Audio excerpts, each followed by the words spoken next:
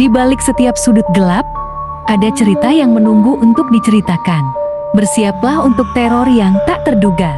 Kisah-kisah horor ini bukan hanya cerita, tapi pengalaman yang akan menghantui pikiranmu.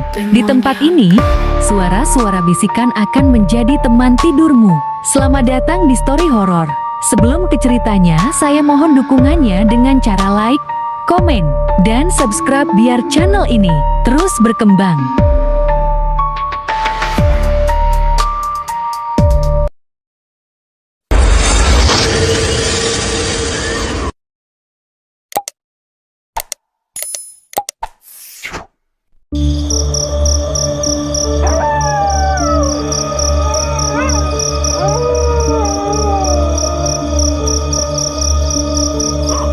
Di Indonesia, tukang sate keliling sering berjualan hingga larut malam.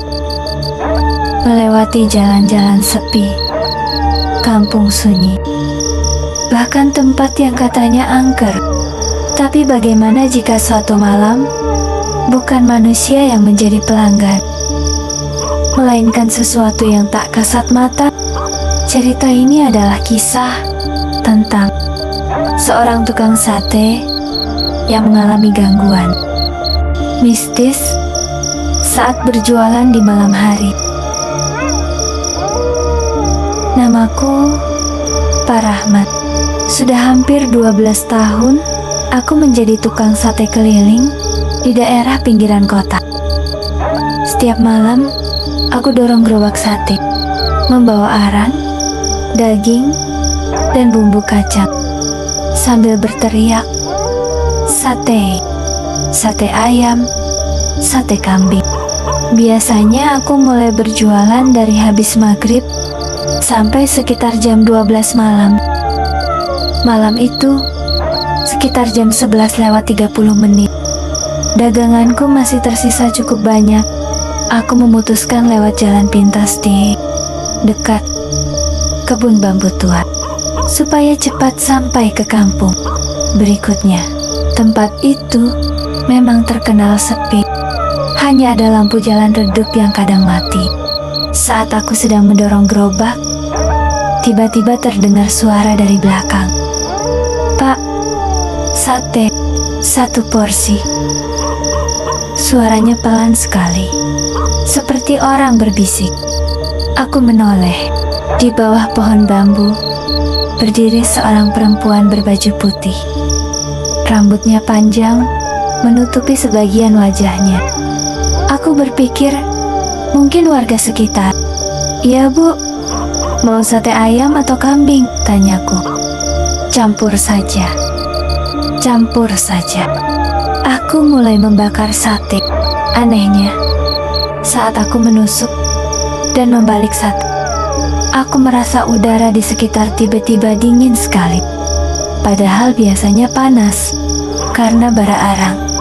Setelah sate matang, aku membungkusnya dan menyerahkannya. "Ini, Bu, satenya." Perempuan itu mengambilnya tanpa berkata apa-apa. Lalu dia memberiku uang.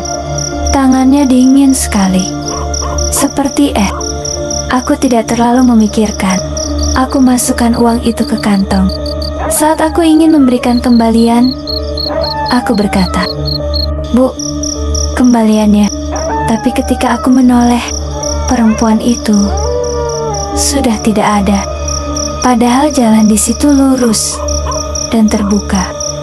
Tidak ada gang atau rumah. Aku mulai merinding. Aku cepat-cepat mendorong gerobak menjauh dari tempat itu. Beberapa meter berjalan, tiba-tiba lonceng kecil di gerobakku berbunyi sendiri. Padahal gerobak tidak bergerak cepat. Lalu aku mendengar suara yang sama lagi.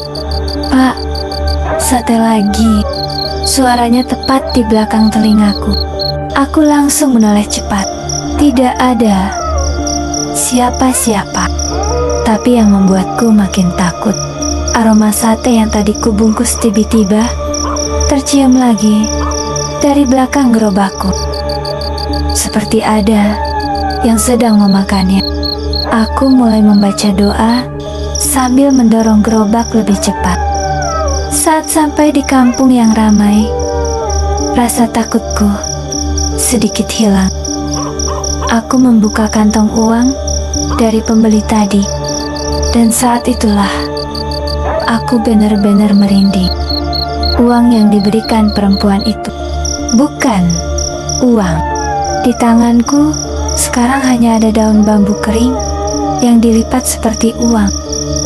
Sejak malam itu, aku tidak pernah lagi lewat jalan kebun bambu itu saat berjualan malam. Karena kadang pembeli di malam hari belum tentu manusia. Itulah kisah pengalaman mistis seorang tukang sate keliling yang bertemu pelanggan misterius di jalan sepi. Kalau kalian berada di posisi Pak Rahmat, apakah kalian akan tetap berjualan di tempat itu? Jangan lupa subscribe, like, dan bagikan cerita ini ke teman kalian yang suka cerita horor. Karena masih banyak kisah-kisah menyeramkan lainnya yang akan kita ceritakan di sini.